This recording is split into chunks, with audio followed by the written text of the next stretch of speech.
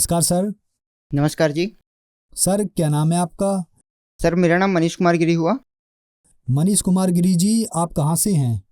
Sir मैं झारखंड के लातेहार जिले के चंदवा ब्लॉक का रहने वाला हूँ। सर संत रामपाल जी महाराज से नाम दीक्षा आपने कब ली? सर मैंने संत रामपाल जी महाराज जी से नाम दीक्षा 15 अगस्त 2013 को लिया। मनीष कुमार गिरी जी, आपने क्या क्या भक्ति साधनाएं की हैं अभी तक? सर संत रामपाल जी महाराज जी से नाम दीक्षा लेने से पहले मैं सभी देवी देवताओं का पूजा भक्ति करता था। खास तौर पे शिव जी और दुर्गा जी का भक्ति करता था, क्योंकि हमारे यहाँ जो है दुर्गा जी के 108 मंदिरों में से प्रमुख मंदिरों में से एक मंदिर है, जिसे नगर मंदिर के नाम से जानते हैं, और वहाँ हर सप्ताह मैं वहाँ पूजा के लिए जाता था। सर आपने बताया कि आप देवी देवताओं की भक्ति साधना करते थे और आपके यहाँ प्रमुख मंदिर है, वहाँ भी आप जाते थे, तो फिर क्या कारण बना कि आप झारखंड को छोड़कर इतने हजारों किलोमीटर दूर आपने संत रामपाल जी महाराज से नाम दीक्षा ली? क्या कारण रहा? सबसे पहला कारण तो हमारे घर से ही शुरू हुआ। हमारे घर के जो है कुलगुरु जो थे, वो हमेशा हमें कहते थे कि हम ब्राह्मण परिवार से हैं, तो हमें वेद और पुराणों को पढ़ना चाहिए। मैं जब छोटा था, लगभग 7-8 साल का था, तब से उन्होंने मुझे मद्देवी भागवत और शिव पुराण पढ़ने की प्रेरणा दी, और मैं उनके कहने पे मद्देवी भागवत पढ़ा। और जब मद्देवी भागवत मैंने पढ़ा तो उसमें एक चीज़ प्रमुखता से लिखा हुआ था कि पूर्ण गुरु के बिना मुक्ति नहीं होता है।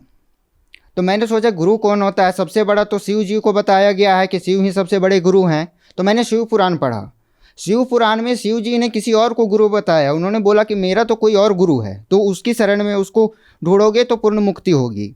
ऐसा करके मैंने भगत जी लगभग 7-8 पुराणों को और ऋग्वेद पढ़ा, तो मुख्य रूप से मुझे मिला कि उसमें एक पूर्ण संत होता है जो सभी धर्म ग्रंथों के आधार पर प्रमाणित करके बताता है कि वो भगवान कौन है, वो परमात्मा कौन है, जिसकी भक्ति करने से हमें मुक्ति मिलती है और फिर दोबारा जन्म मृत्यु नहीं होती है। तो ये जब मिला तो मुझे उस गुरु की तलाश थी। मैंने बहुत सारे टीवी में सत्संग सुनने लगा कि आखिर वो कौन सा गुरु होगा जो सभी धर्म ग्रंथों, खासतौर पे मैं वेद और पुराणों के आधार पे बताने वाले गुरुओं की सत्संग सुनता था, जिसमें निर्मल बाबा हुए, राम रहीम जी हुए, आसाराम बापू हुए। इन सबके प्रवचन मैं सुनता था। इन्हीं प्रवचनों को सुनने के दौरान मुझे संत रामपाल जी महाराज जी का भी सत्संग सुनने को मिला। जब एक दिन अचानक से हम पूरे परिवार ऐसे ही बैठ के बस सत्संग सुन रहे थे, तो उन्होंने मद्देवी भागवत का 3रे स्कंद का वही भाग हमें बताना शुरू किया जिसमें पूर्ण गुरु के बारे में बताया गया था। तो वो जब मैं सुना तो मेरे अंदर एक प्रेरणा जगी, और मैं उनके सत्संग फिर पूरा परिवार सहित हम सुनने लगे, और साथ ही मैंने फिर से पुस्तकों का अध्ययन करना शुरू किया, जिसके बाद मुझे पता चला कि वो पूर्ण संत जो है संत रामपाल जी महाराज ही हैं, क्योंकि उन्होंने सभी वेदों के आधार पे, पुराणों के आधार पे, यहाँ तक कि बाकी जो अन्य धर्म हैं उनके भी धर्म ग्रंथों के आधार पे ये प्रमाणित किया कि परमात्मा जो है वो एक है, और उसकी शरण में जाने से हमें कभी भी फिर दोबारा जन्म मृत्यु के चक्कर में नहीं पड़ना पड़ता है।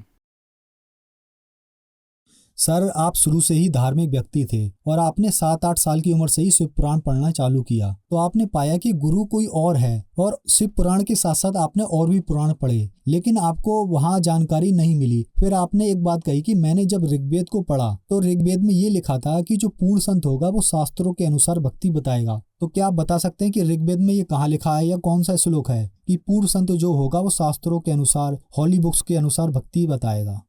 ऋग्वेद के मंडल नंबर 9 सूक्त 82 में लिखा है कि वो गुरु जो होता है वो पूर्ण परमात्मा खुद ही होता है, और वो धरती पे आकर के और सारे धर्म ग्रंथों के आधार पे वो प्रमाणित करता है कि वो पूर्ण परमात्मा एक है, और उसकी भक्ति करने से ही हमें पूर्ण मोक्ष मिलता है। मनीष जी, आपका कहने का मतलब यह है कि जैसे हिंदू धर्म में वेद को बहुत अहम माना गया है, तो हमें कौन सा गुरु बनाना चाहिए या कौन सा गुरु नहीं बनाना चाहिए, ये हमारे वेदों में लिखा हुआ है। आपका कहने का मतलब यही है? जी हाँ सर। तो फिर आपको संत रामपाल जी महाराज जी के बारे में कैसे पता लगा और कैसे उनसे आपने नाम दीक्षा ली? मैं टीवी में सत्संग बहुत ज़्यादा सुनता था। चूँकि गुरु मुझे ढूंढना था, तो गुरु बनाने के लिए मैं सबसे पहले टीवी में प्रवचन और सत्संग सुनना शुरू किया। तो टीवी के माध्यम से ही संत रामपाल जी महाराज जी का सत्संग मुझे सुनने को मिला, और उसी सत्संग के दौरान मुझे वो सारी बातें उसमें पता चली जिसमें संत रामपाल जी महाराज जी ने बताया वेदों में, पुराणों में, कि वो पूर्ण परमात्मा जो है वो कबीर साहब जी हैं, और वही पृथ्वी पे साक्षात आते हैं और भक्ति सबको देते हैं, और उन्हीं का निज धाम जो सतलोक है वो पूर्ण मुक्ति का धाम है, जहाँ जाने से फिर आदमी कोई भी मनुष्य जो है फिर पुनर्जन्म नहीं होता उसका, जिसे हमारे वेदों में शाश्वत धूलोक लिखा गया है। तो संत रामपाल जी महाराज जी के सत्संग सुनने के बाद मैंने उनके द्वारा लिखित पुस्तक ज्ञान गंगा पढ़ी। ज्ञान गंगा पढ़ने के बाद मैं उनसे काफ़ी प्रेरित हुआ और उनके आश्रम सतलोक आश्रम बरवाला गया, और वहाँ जाके 15 अगस्त 2013 को मैं नाम उपदेश लिया संत रामपाल जी महाराज जी से। सर, जैसे कि आपके बतानुसार आपने ऋग्वेद पढ़ा और वेद पढ़े, उसमें आपने पाया कि पूर्ण संत जो होगा वो आपको शास्त्रों के अनुसार, वेदों के अनुसार भक्ति बताएगा। तो आपने संत रामपाल जी महाराज जी को ऋग्वेद के अनुसार या वेदों के अनुसार पाया कि वो ही पूर्ण गुरु हैं। तो क्या संत रामपाल जी महाराज से नाम दीक्षा लेने के बाद आपको लाभ भी मिले? आपके क्या अनुभव रहे? जी हाँ सर, मुझे भी बहुत सारे उनके शरण में आने के बाद बहुत सारे लाभ मिले। इतने लाभ मिले कि मैं अगर गिनाने लगूं तो घंटों बीत जाएगा, लेकिन मैं कुछ प्रमुख लाभ आपको बता दूं। जैसे कि मैं ब्राह्मण परिवार से था और हमारे कुलगुरु थे परिवार में, तो उन्होंने मेरी जन्म कुंडली बनाई थी। जन्म कुंडली में स्पष्ट लिखा हुआ है कि 24 वर्ष की उम्र होने के बाद मेरी किसी दुर्घटना में मृत्यु हो जाएगी। अगर किसी कारणवश मेरी मृत्यु न भी हुई तो मैं परमानेंटली यानी हमेशा के लिए एक अपाहिज हो जाऊंगा। ये मेरे जन्म कुंडली में स्पष्ट रूप से लिखा हुआ है। 24वें वर्ष में मेरा बाइक से एक भयानक एक्सीडेंट हुआ। लगभग मैं 50 मीटर तक बाइक से घिसटता हुआ चला गया। पूरी बाइक की सामने की जो भी होती है हैंडल और टंकी, एक साइड का पूरा जो है पूरा टूट के बिखर गया। लेकिन मुझे सिर्फ एक थोड़ी सी खरोच आई। जब मैं गिरा तो मुझे ऐसा लगा जैसे किसी ने मुझे ऊपर से टांग रखा है, किसी ने पकड़ के ऊपर उठा रखा है। मेरे पैर में घुटने में सिर्फ थोड़ी सी चोट आई। ये तो मेरी पहली अति हुई। उसके बाद मेरा दाहिना हाथ पूरी तरह से काम नहीं करता था। एक चोट लगने के बाद जो है नस डैमेज हो गया था। मैंने कई सारे हॉस्पिटलों में, जैसे झारखंड के रांची में रिम्स हॉस्पिटल है जो पहले RMCH के नाम से जाना जाता था, वहाँ के डॉक्टरों को मैंने दिखलाया। दिल्ली के एम्स हॉस्पिटल में भी मैंने दिखलाया, वहाँ के न्यूरो विभाग में मैंने दिखलाया। उन्होंने एक ही चीज़ बोला कि मेरे हाथ का ऑपरेशन करना होगा तभी वो हाथ सुरक्षित रहेगा। वो हाथ, मैं किसी चीज़ को पकड़ नहीं पाता था। अगर मैं हाथ ऐसे कर दूं तो ऐसे ऐसे ऐसे हिलने लगता था। मैं किसी भी चीज़ को, पेन तक नहीं पकड़ पाता था, मेरे हाथ इतना ज़्यादा डैमेज था। लेकिन संत रामपाल जी महाराज जी से नाम उपदेश लेने के बाद 1 साल के अंदर ही मेरा हाथ ठीक हो गया और आज मैं सारा काम इस हाथ से कर सकता हूँ। ये तो मेरे खुद के लाभ हुए, इसके साथ मेरे परिवार को भी बहुत सारे लाभ हुए। जैसे मेरी माता जी को मेरे जन्म से पहले से पेट दर्द की शिकायत थी, जो गैस्ट्रिक नाम से एक बीमारी से थी, जिसके कारण उनके पेट में जख्म हो गया था। डॉक्टर ने बोल दिया था कि आंत काट के निकालनी पड़ जाएगी। लेकिन संत रामपाल जी महाराज की जिसे नाम लेने के बाद उनकी वो बीमारी जो है बिना किसी दवाई के ठीक हो गई। सारे बीमारियां ख़त्म हो गई। आज वो एक भी दवाई नहीं खाती हैं। इसके साथ ही मेरे पापा जी को एलर्जी थी। भारत के जितने भी डॉक्टर बड़े बड़े कहे जाते हैं, मैंने सबके पास हमने उनका इलाज करवा लिया। उन्होंने मेडिसिन दी। उनको दोनों सुबह और शाम जो है 1-1 हज़ार की इंजेक्शन पड़ती थी, तब उनका तबीयत ठीक रहता था। नहीं तो उनके नाक से और आँखों से पानी बहता था जैसे झरना हो गया हो। वो टमाटर नहीं खा सकते थे, बैंगन नहीं खा सकते थे, राहर दाल, कोई भी ठंडा दाल या ठंडा सामान नहीं खा सकते थे। अगर ज़रा सा भी उनके अथी में ठंडा चीज़ चढ़ गया तो वो परेशान हो जाते थे, उनको इंजेक्शन पे रहना पड़ता था। लेकिन संत रामपाल जी महाराज जी से नाम लेने के बाद आज वो सब कुछ खाते हैं और कोई दवाई नहीं खाते। सारे दवाई उन्होंने छोड़ रखा है, फिर भी वो सुरक्षित हैं, बिल्कुल सही सलामत हैं। और अभी फ़िलहाल की एक लाभ बताना चाहूँगा। मेरी पत्नी को बचपन से ही निमोनिया की परेशानी थी, तो हमने अपने जो निजी डॉक्टर हैं तो उनसे हमने बात की। उन्होंने बोला कि हमारे क्लिनिक में आप ले आओ उनको। 4 बजे सुबह उनको ले गया। उनके मुंह से पूरा ब्लडिंग हो रही थी, पूरा जमा जमा मांस का टुकड़ा आने लगा था। वो खून जम गया था, वो मांस के टुकड़े जैसा जमा जमा आने लगा था। उनके यहाँ लेके हमने एडमिट किया उनको। फिर हमने संत रामपाल जी महाराज जी के आश्रम में फ़ोन किया, उनसे बोला कि उनके साथ ऐसी ऐसी परेशानी हो गई है। तो वहाँ से दूसरे दिन आदेश आया कि आप अपनी भक्ति करते रहो। परमात्मा ने, संत रामपाल जी महाराज जी ने जो भक्ति दे रखी है वो भक्ति करते रहो, परमात्मा आपको ठीक करेंगे। उस आदेश को आने के बाद सर 2 घंटे के बाद ही उनकी ब्लडिंग रुक गई और उनकी तबीयत में सुधार हो गया। ये सबसे बड़ा लाभ था जो तुरंत अभी कुछ दिन पहले की बात है। तो आज के समय में संत रामपाल जी महाराज जी की दया से हम बहुत ही सुखमय जीवन जी रहे हैं। जो पहले हज़ारों रुपए जो हम दवाइयों में खर्च करते थे, आज वो सारे कुछ बंद हैं। आज हमें किसी भी तरह की दवाइयों में कोई खर्च नहीं करना पड़ता है और हम आज सुखमय जीवन जी रहे हैं संत रामपाल जी महाराज की दया से। सर, जैसे कि संत रामपाल जी महाराज जी के जो श्रद्धालु हैं, उनके अनुयायी हैं, वो हमारे चैनल्स पर इंटरव्यू देने के लिए आते हैं, तो हमने उनसे पूछा कि संत रामपाल जी महाराज जी से ही लाभ क्यों होते हैं, तो वो ये बताते हैं कि संत रामपाल जी महाराज सही भक्ति विधि बताते हैं। तो क्या और जितने भी संत हैं और जितने भी ऋषि हैं या हुए हैं, क्या वो सही भक्ति विधि नहीं बताते? क्या संत रामपाल जी महाराज जी के पास ही सही भक्ति विधि है? संत रामपाल जी महाराज उस भक्ति विधि को कहाँ से लेकर आए?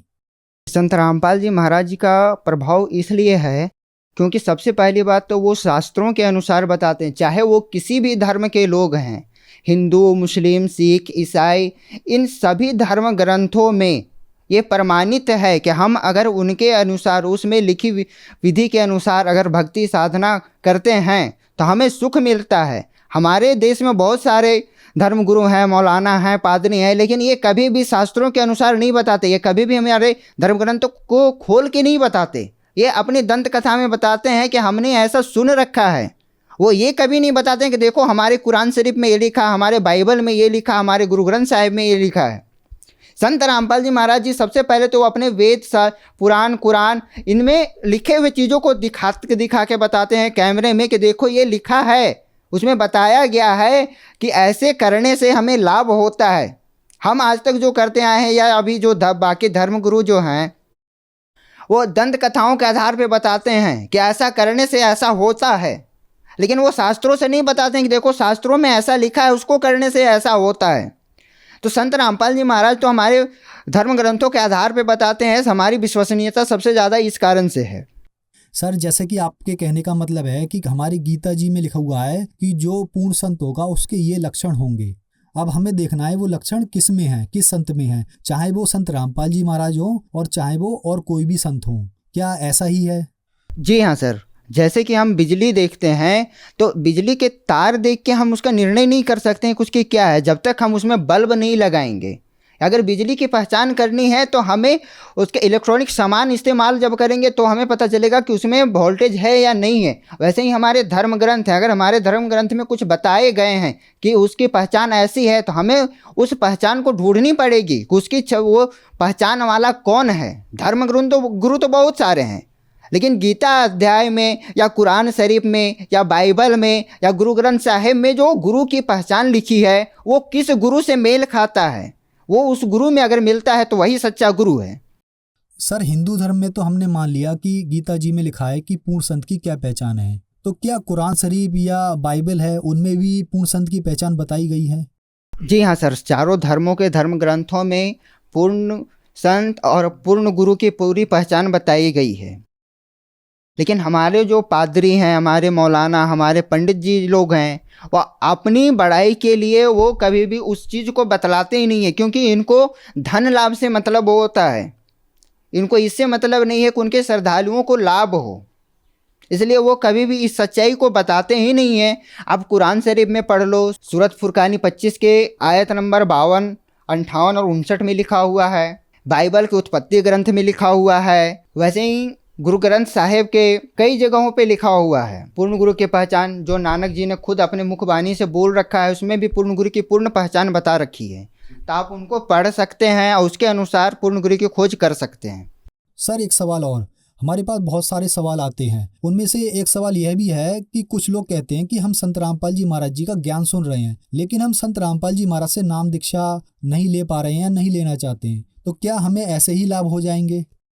जी नहीं सर, जैसे कि मैंने बिजली के बारे में बताया, आप बिजली की तार को अगर सिर्फ दूर से देखोगे तो आपको बिजली के फ़ायदे नहीं होंगे। आपको बिजली का अगर फ़ायदे लेने हैं तो बिजली का कनेक्शन लेना पड़ेगा, अपने घर तक बिजली के तारों को कनेक्शन लगवाना पड़ेगा, फिर अपने इक्विपमेंट पे उसको जुड़वाना पड़ेगा, तभी आपको उस बिजली का लाभ मिलेगा। ठीक वैसे ही संत रामपाल जी महाराज जी के सत्संग सुनने से सिर्फ आपको लाभ नहीं मिलेंगे, उनके द्वारा दी गई नाम दीक्षा को लेकर भक्ति करने से आपको लाभ मिलेंगे।